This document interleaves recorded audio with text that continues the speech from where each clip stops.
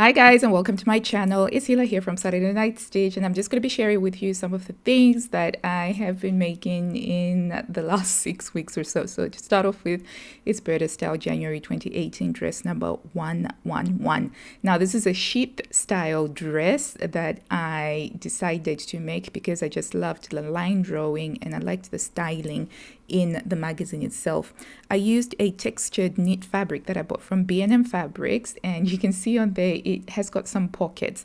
Now the seam line isn't quite princess line, but it isn't exactly at the underarm seam where you'd normally expect to find a side seam line, which I found quite intriguing. It means that the back pieces are slightly larger than what you would expect for normal back pieces, but I love the positioning of the pockets. I feel like they're very comfortable and it's very easy for me to use those pockets.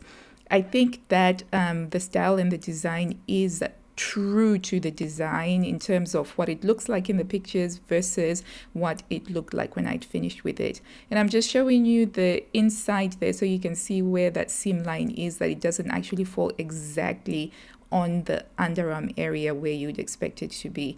The pockets are a little bit floppy because I used a viscose jersey fabric for it, and you can see on there that I reinforced the seam where the zipper was going. I tacked down the facing slightly because right at the center front there it was kind of like starting to peep out, but I love how it turned out. Up next is a skirt that I absolutely love. It's Vogue Designer 1486. Now, I have made this skirt before, so it was a pretty fast thing to make because I'm used to sewing this up. Okay, so the biggest change that I made was I added some patch pockets at the front there, just simple, straightforward patch pockets that I just stuck on over the top of the front piece. The second change that I made was I moved the zipper to the side seam instead of it being an exposed zipper at the center back, and I cut that center back on the fold rather than its two pieces to have a zipper. And you can see there that I have made this 3 times before, and I absolutely love this pattern and I highly recommend it. The other thing that I changed was the waistband. It's supposed to be double that size, but it doesn't quite work for me because I don't have a straight waist. I've got a contoured waist, and when I've made it with a straight waistband, it has just tended to roll away and look quite unpleasant. So I think it's very true to form and true to fit. It looks like what it does on the pattern envelope, so it's a win-win for me. It's a very swishy skirt, and I also used a scuba fabric, a Lady McElroy scuba fabric that I got from Minerva Crafts, and I love this fabric. 2 of the skirts that I've already made in this were using scuba, and that's because I love how scuba is so easy care. I just literally chuck it in the washing machine and in the dryer and it comes out just like that. I mostly used an overlocker and my vintage sewing machine to make this, and I'm very happy with how that turned out, even with the invisible zipper insertion. Now the pattern says you don't have to do any hemming, so I didn't do any hemming, and it's scuba, it doesn't unravel, so I think it works. I've been wearing this skirt a lot and I get tons of compliments with it because it's so swishy and swirly. Up next is a top that I absolutely love. It's a BurdaStyle 11 2018 style number 113, which I decided to use contrasting fabric so that you could really see that design line on there. Now I used a cotton jersey, a magenta cotton jersey that I got from B&M Fabric, and the contrast fabric was some fabric that was given to me by my friend Eleanor, and it was just serendipitous how this worked out well. But as you can see there, the top looks like it does in the magazine, which is good. I like it when line drawings and when styling pictures are true to form. I like the fit on this top. It's got some ruching on the side, which just creates a little bit of interest. But again, with BurdaStyle magazines, I cut my size 38. There are no sizing alterations to it. Exactly what you see is what you get, which is why I love BurdaStyle patterns so much. I tried playing around with my cover stitch machine with the hemming. I'm still sort of trying to bond with my cover stitch machine, and it sort of working out, but I like how that neckline is like a boat neckline on a fitted tee. It just gives it a little bit more class, je ne sais quoi to it compared to a crew neck t-shirt. But yeah, definitely, I absolutely love this top. I've been getting a lot of wear out of it. And of course, it's jewel tones, and I love my jewel tones.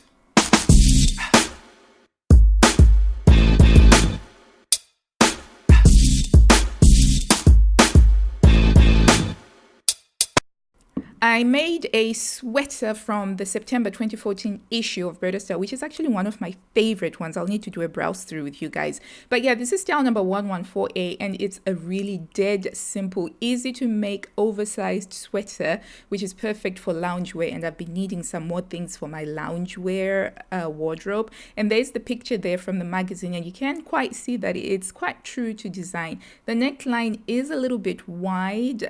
Perhaps next time, if I do make this again, I will put a neck band on it. I love the fabric that I used for this. It's some fabric that I picked up from B&M Fabrics. It's like a sweater knit. Yeah, it's a sweater knit fabric with these like funky, swirly drawings. I normally wouldn't go for gray and black, but because of the funky drawings, I really, really loved it. I made the hemband extra thick just so that it's something that I could easily wear with leggings. And I'm just showing you there the insides. It's so simple. This is like one of those things that probably takes about an hour to make. For the cuffing, for the cuffs, I actually just used some gray cuffing material. And yeah, this was a fun, quick, instant gratification make that has made something that I am wearing around the house when I am just chilling and relaxing. Okay, up next is this dress made in the most luscious Lady McElroy viscose jersey. Now, I loved this fabric so much I was in danger of getting precious about it, so I just decided it was best to cut into it straight away using a simple, straightforward pattern. And so I used a slopper for a Raglan sleeve knit dress, and I got the slopper from a Russian pattern website called Grasa, and I used them because I like how accurate their drafting is. And so I just made it simple, straightforward, and I love how it turned out. And guys, I have been wearing this almost every other day. It is ridiculously comfortable. Now, I decided not to add pockets to it because I just didn't want to ruin the design lines, because I'm the kind of person who actually tends to use my pockets very heavily. And so I just thought it would look awkward with my phone in the pockets. And so, yeah, but I love it. I wear it a lot. I didn't put a roll neck on it because I want to be able to wear it in summer. It's got some darts there to give it just a little bit of shaping. And you can see the seam lines on there because I didn't change the thread of my overlocker. But yeah, absolutely fabulous fabric. I'll definitely be getting more of this viscose jersey fabric because it is beautiful and it washes really well.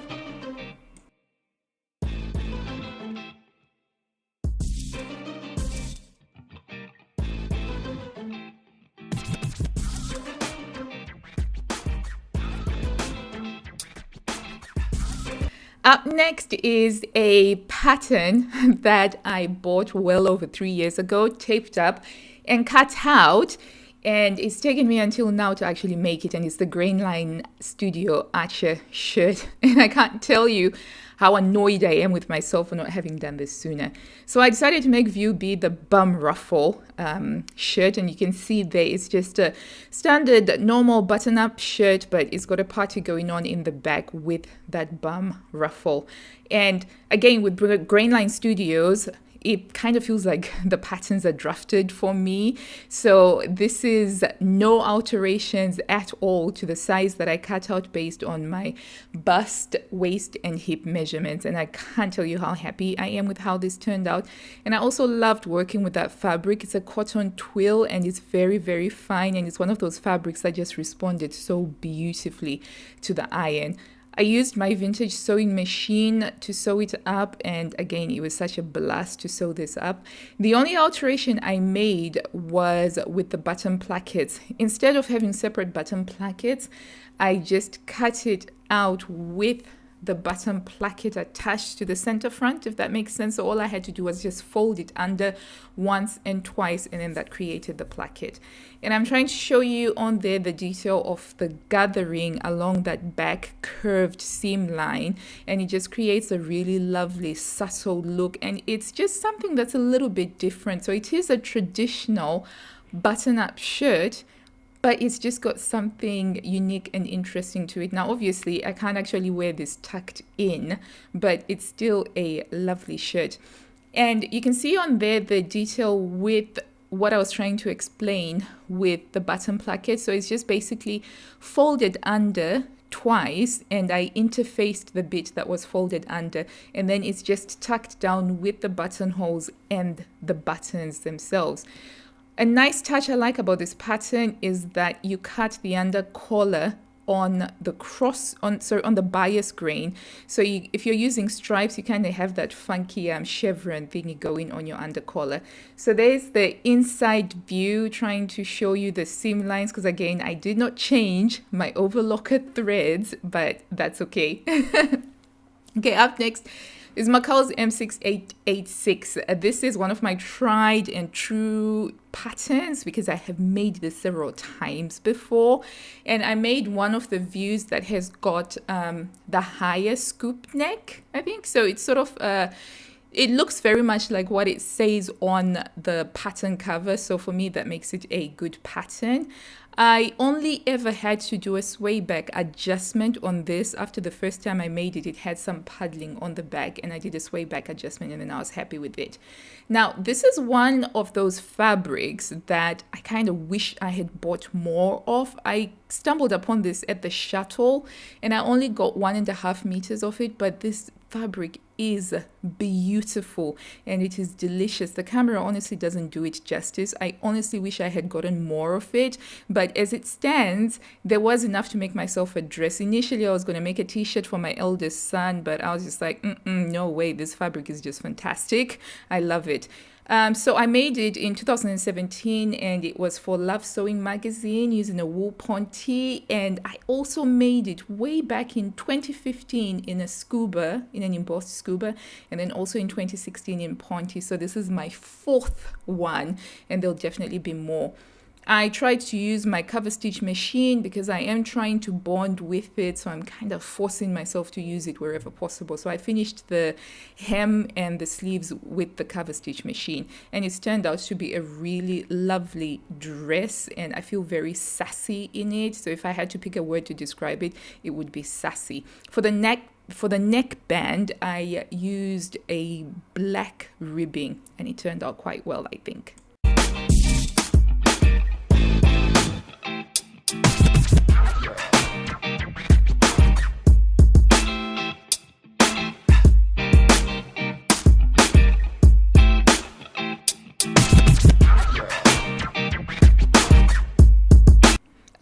Okay. Now, this is a fantastic coat that I made using the named patterns book called Breaking the Pattern, A Modern Way to Sew. It is called the Halla coat, and it is the most advanced pattern in the book, but I love it. So it was inspired by a Versace coat that I saw, and I looked around the Minerva website and I found this boiled wool, which comes in all of these incredibly vibrant colors. So I ordered some samples in mustard and emerald green, pink, cerise pink, magenta, and I ended up with magenta and hot pink as the colors that I wanted to use. Now, this is boiled wool, and guys, it is such a joy to sew with boiled wool because you can sculpt it to whatever shape you want to make it, and I have never been happier with how the sleeves turned out on this coat. So the pattern is in a pattern book which had pattern sheets, and I'll do a separate review of the book itself because there are definitely a lot of patterns from there that I want to make, but I'm so happy with how this turned out. And one of the customizations that I did obviously was with the color blocking. So I color blocked the collar lapels so that you can see that foul lapel on there, and it's quite genius how they do this, so you don't have the complexity of sewing up, I think they're called revers, where you have to worry about the turn of cloth, but you have like this faux collar, and it's fantastic. And instead of using buttons and buttonholes, I used the giant snaps. And for the inside lining, I used I think it was at Gallery Fabrics Rayon in orange. And I also sewed up one of these nickel chain coat hooks, which is kind of like a nice touch, I think. So I put in quite a lot of hand sewing detail into this coat, into making this coat. But surprisingly enough, this only took me about 3 to 4 days to make. So it's not, because it's not super tailored, you don't have to do any pad stitching. I did put in some shoulder pads there, and you can see how that shoulder is well formed. I also put in some sleeve heads. But I'm very, very happy with how this turned out. And honestly, every time I wear this, I get so many compliments, people asking me where I got it from. And in fact, I bumped into one lady at Costco who was asking me where I bought this coat from. And I told her I made it. And she was like, oh gosh, I make my own clothes as well. Can you tell me what the pattern was? And I ended up telling her which book it is. So it is a fabulous coat. Oh, another thing that I made was I did side seam pockets instead of patch pockets. It was just a design thing that I decided I wanted to do.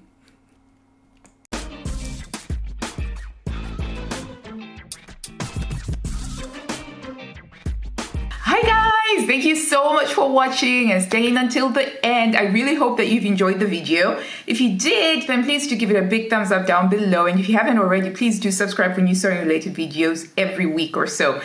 And I would really love to know which one is your favorite garment. Let me know in the comments box down below. And until I see you next time, happy sewing. Bye.